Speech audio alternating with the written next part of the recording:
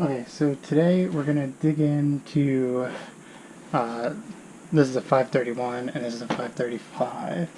We're going to dig into them and show you how to replace the wheels or the brushes. This one was actually water damaged a long time ago. Still has some good parts on it. This is the one we're going to dig furthest into, but I want to show you from the beginning. So I'm going to take this one lightly apart. This one doesn't have a battery. There's nothing wrong with this one though. So this one, like I said, 531, same thing. Take off this. We're going to take off the brush.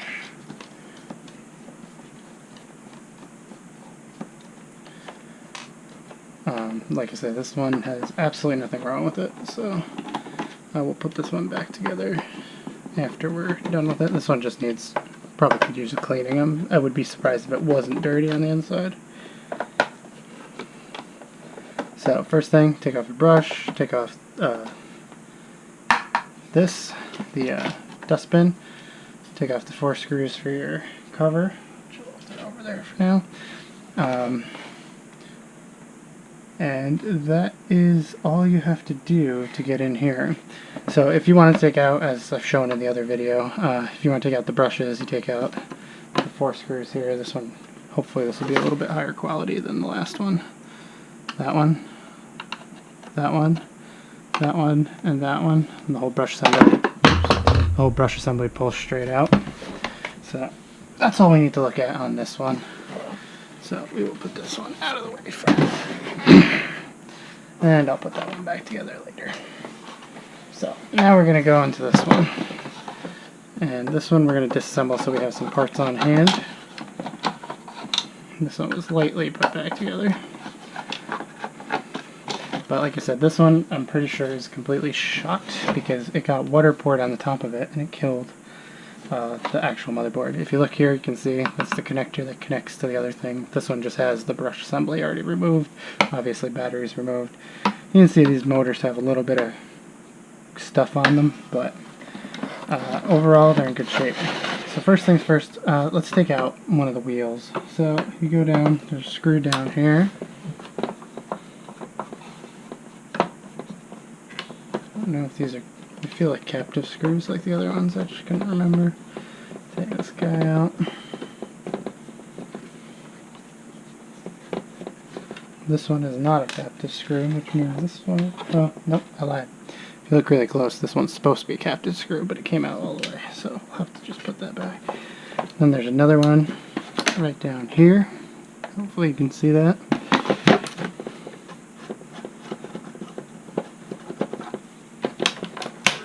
And that's your wheel. So the wheels are really simple. They just have, like I say, this is supposed to be another captive screw, but we'll put that back in just so you can see. Sometimes if you unscrew these too much, they will come right out the top. It's supposed to stay like that. So all you have to do to get the wheel out, it's the same thing, same style connector as the brushes, is you pull out 1, 2, 3, get your wheel out. Like I say, this one I'm going to take apart 4 parts because I want to make sure I have some handy so I don't have to take them all down. And like I said, this one I know doesn't work. So we're going to do the same thing on this side. I'm going to remove these wheels.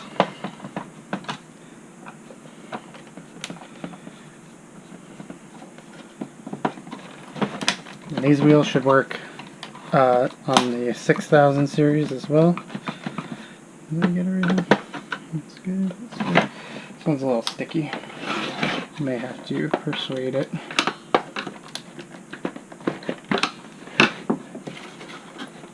There we go. So you hear it was sticky. At some point this thing went through stuff. Like I said, it was water damaged. This doesn't look like water, to be honest. This looks like goo. I don't even want to know, but it's all over this area. So if I use this wheel on something else, it should be cleaned before I use it. So that's that. So let's see if we can figure out how to get this guy out. I have this feeling that this is gooed in as well. So when you take this apart, you unscrew this.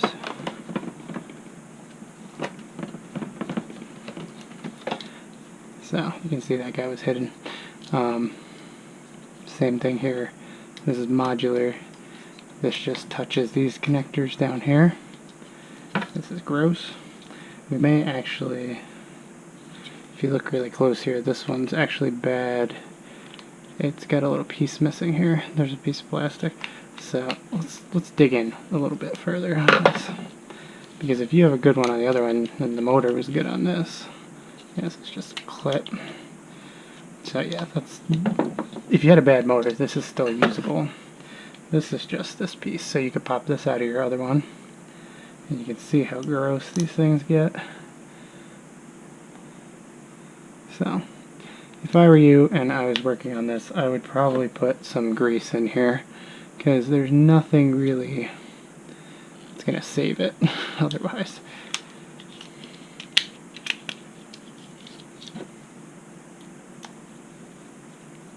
So, we'll put this in the parts bin.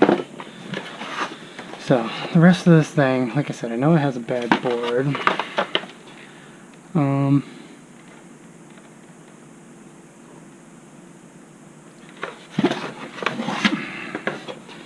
Let's see if we can get the front cover off. As for all these parts, you can simply just take these out, and if you have a broken one and another one, you just take this and you pop it into the other one. Or you can just buy these things and part them out and sell them. You know, and it's easy enough to replace these. So I'm going to dig into this a little bit more. We'll see if we can include this or not. I'm not sure what else I really care about on this. Because, like I say, I know the motherboard's bad. The sensors you could keep in the front. I don't know. I've never had any of the sensors go bad on any of these Roombas, so I don't think this is totally critical, what I'm doing here. But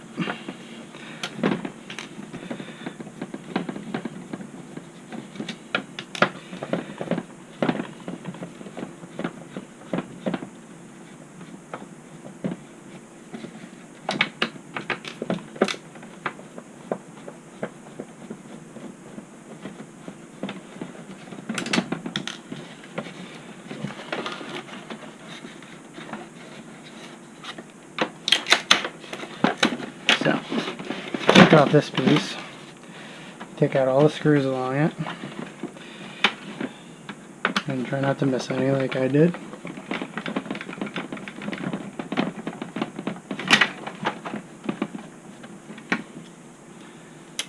If you ever need to dissect one of these.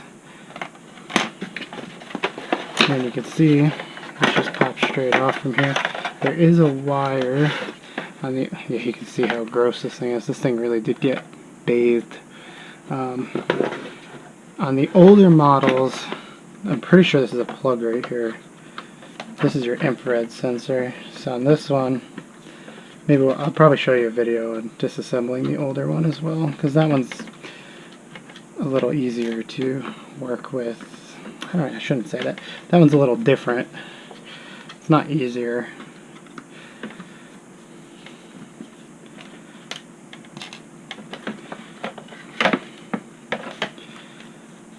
So I believe this should just pop out now.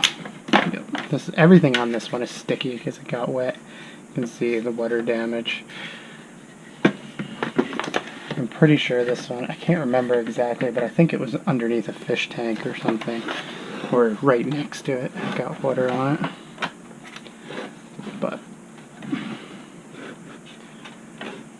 so your infrared sensor goes into there if you ever needed to replace this. This is what will bring it back to the dock.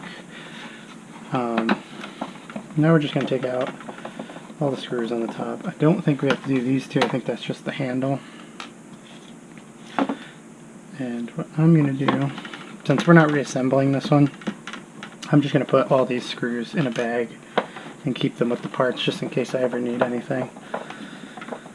But what we're going to do here is we're going to try to get down to the motherboard. The motherboard is the next part, and I believe if we just take out all these screws, we'll be able to get right down to it. I am going to need a shower after working on this thing. It's gross.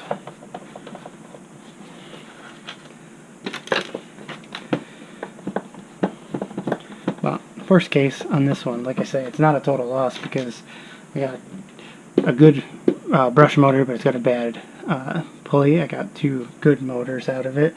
This one I've also used for parts for the brushes and other things in the past. I just like how modular the core of these are. That's why I like working on them. It's like big kid Legos. Or little kid. Like I say, you can use these on, I mean, they use these for robotics and stuff too. I don't know how much they do it nowadays, but they used to because it was a cheap platform. So let's see. What did I miss? Nothing. Alright, so there you go. There's the top. The good news about this is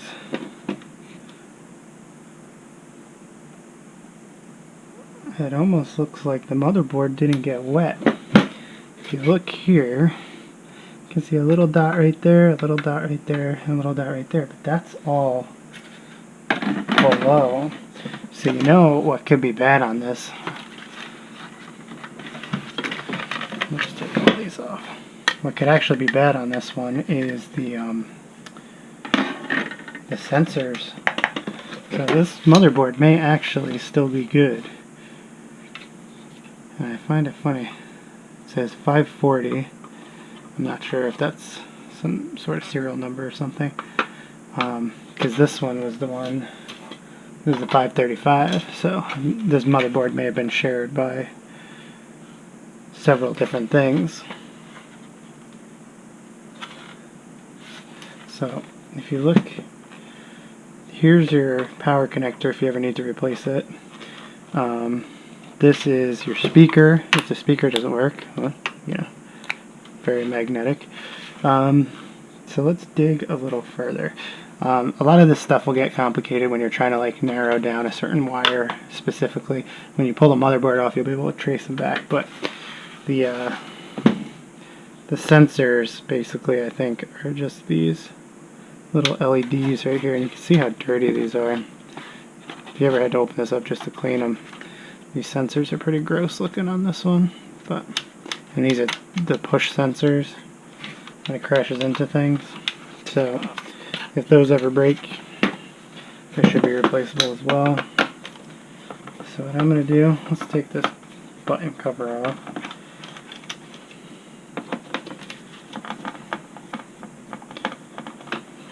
Now let's get down a little bit further. You can see they use the same parts for the schedulers. So that's why there's the number thing here, and this is where some of those other buttons would be if this one was a scheduler, which it is not. I've also had to replace, on the older ones, I didn't have to replace it, I had to take it apart.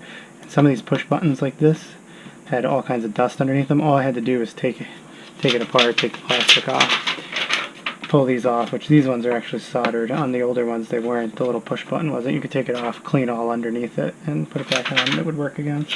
So let's just put this to the side. Little plastic cover. They probably put that in for the exact reason I was just saying. Dust. So here's your speaker wire. You can unhook that and pull the speaker out. I'm sure it's just this screw, this one, and this one. I'm not going to bother. This is your power connector right here. Goes down to there. It would be nice to actually open up the 600 series and see if it has the header for this. If it does, 600 series would be nice to have a regular plug. There's your connector to hook it up to the computer. Like I said, these are your push buttons. So you got clean, spot, and dock.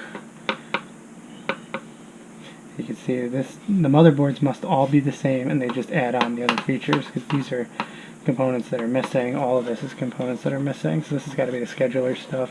Components are missing here and here, probably for the buttons. So let's just unhook the stuff that's here.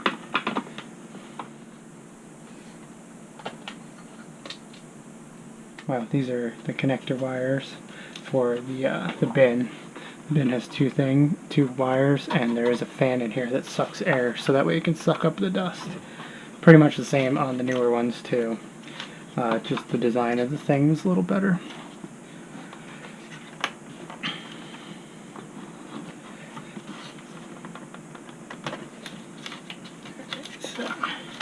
not going to really touch any of that stuff until I pull the board upwards. So this board, like I said, may actually not be bad. So 2 screws there, 1, 2, 3 it looks like here.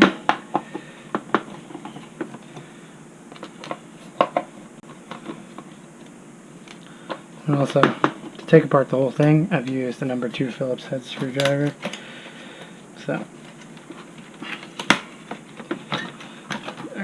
So here we go. So here's the good stuff.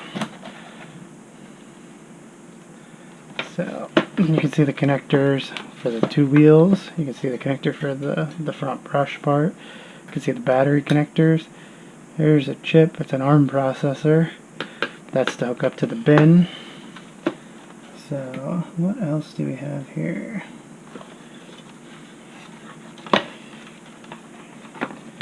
So I'm going to leave the rest of this on here, but like I say, this one did get water damage, but I do not see a single sign on the board of anything being bad, except